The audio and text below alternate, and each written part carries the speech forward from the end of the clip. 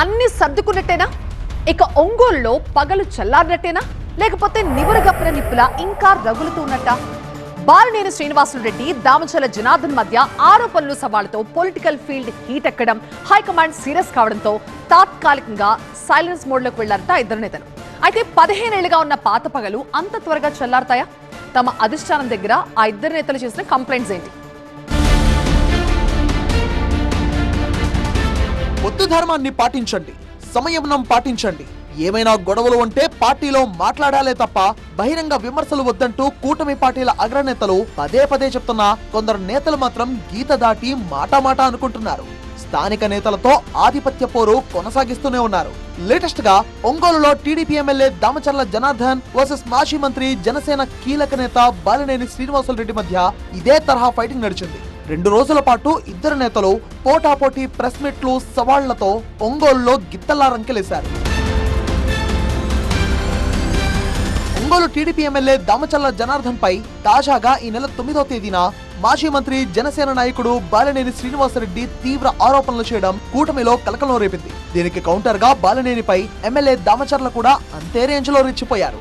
గతంలో ఇద్దరు ఒకరిపై ఒకరు ఆరోపణలు చేసుకున్న సందర్భాలు ఉన్నా తాజాగా చేసుకున్న ఆరోపణలు ప్రత్యారోపణలు రెండు పార్టీల్లో అలజడి క్రియేట్ చేశాయి. వీరిద్దరి మధ్య ఒక సర్కిల్ ఇన్స్పెక్టర్ అంశం పంతానికి కారణమవుతున్నట్టుగా కనిపిస్తోంది. నువ్వు అవినీతి పరుడు అంటే నువ్వే అవినీతి పరుడివి అంటూ ఇద్దరు నాయకులు చేసుకున్న బహిరంగ ఆరోపణలతో ప్రజల్లో ఇద్దరిపై చులకన భావం ఏర్పడిందన్న అభిప్రాయం నెలకొంది.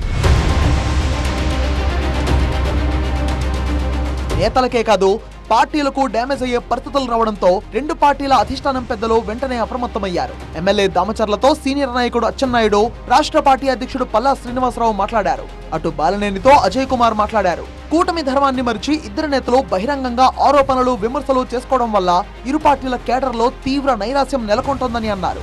ఏదైనా సమస్యలు ఉంటే అధిష్టానం దృష్టికి తీసుకురాకుండా ఏకపక్ష నిర్ణయాలు తీసుకోవడానికి వీల్లేదని హెచ్చరించారు. సైలెంట్ గా ఉండకపోతే కూటమి పెద్దలు తీసుకునే నిర్ణయాలు వేరేగా ఉంటాయంటూ కుండబద్దలు కొట్టినట్టు తేల్చి చెప్పారట.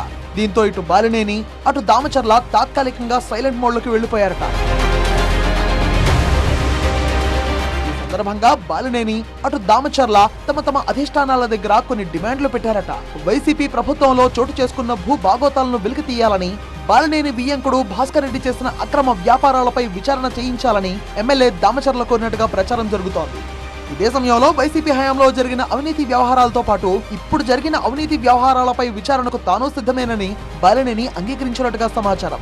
అలాగే ఒంగోలు తాలూకా సీఐని తక్షణం బదిలీ చేయాలని, తన అనుచరులను కావాలనే ఇబ్బంది పెడుతున్న ఆ సీఐ ఉన్నంత వరకు రాజీ పడే ప్రసక్తే లేదని టిట్కో చైర్మన్ అజయ్ కుమార్ కు బాలినేని తేల్చి చెప్పారట. నెల 13వ తేదీన పార్టీ పెద్దల ముందుకు వివరణకు వెళ్లినప్పుడు ఏం చెప్పబోతున్నారు, ఆ తర్వాత పార్టీ పెద్దలు ఎలాంటి నిర్ణయాలు తీసుకోబోతున్నారు అనేదే హాట్ టాపిక్ గా మారింది.